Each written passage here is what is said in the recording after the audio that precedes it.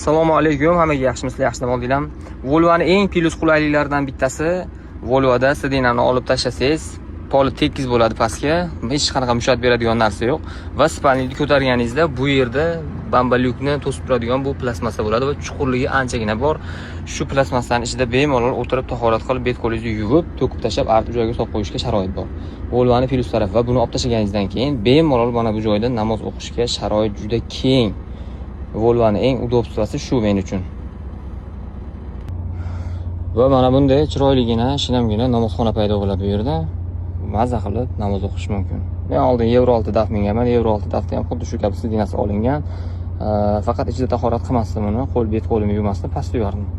Alloh menga shunchaki tahorat qilishga buni ichida bitta dona tog'ora va